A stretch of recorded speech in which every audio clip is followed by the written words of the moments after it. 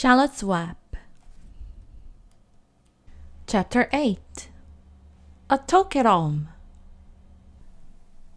On Sunday morning, Mr. and Mrs. Arable and Vern were sitting at breakfast in the kitchen.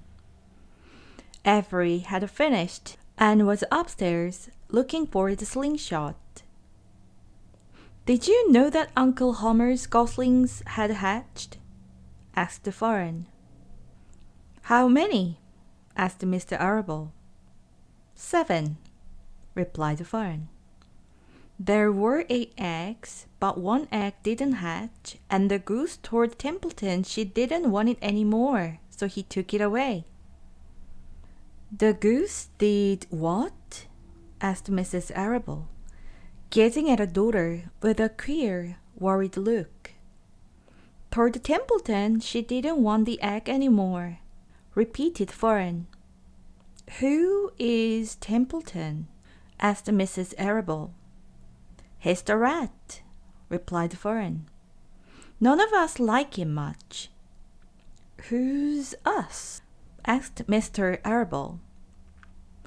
"Oh, everybody in the barn cellar. Wilbur and the sheep and the lambs and the goose and the gander and the goslings and Charlotte and me." "Charlotte," said Mrs. Arable. "Who's Charlotte?" "She's Wilbur's best friend. She's terribly clever." "What does she look like?" asked Mrs. Arable. "Well," said Vern, thoughtfully, "she has 8 legs. All spiders do, I guess." "Charlotte is a spider?" asked Vern's mother. Vern nodded. "A big gray one. She has a web across the top of Wilbur's doorway. She catches flies and sucks their blood. Wilbur adores her." "Does he really?" said Mrs. Arable, rather vaguely. She was staring at Vern with a worried expression on her face. "Oh yes, Wilbur adores Charlotte," said Vern. "Do you know what Charlotte said when the goslings hatched?" "I haven't the faintest idea," said Mr. Arable. "Tell us." "Well, when the first gosling stuck its little head out from under the goose, I was sitting on my stool in the corner, and Charlotte was on her web. She made a speech. She said, 'I'm sure that every one of us here in the barn cellar will be gratified to learn that after 4 weeks of unremitting effort and patience on the part of the goose, she now has something to show for it.' Don't you think that was a pleasant thing for her to say?" "Yes, I do," said Mrs. Arable.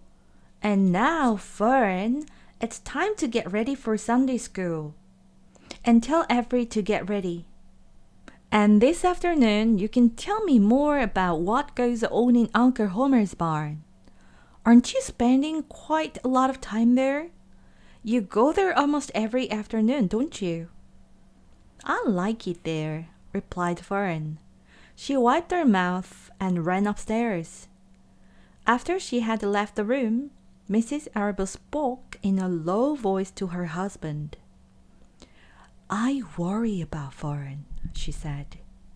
"Did you hear the way she rambled on about the animals, pretending that they talked?" Mr. Arable chuckled.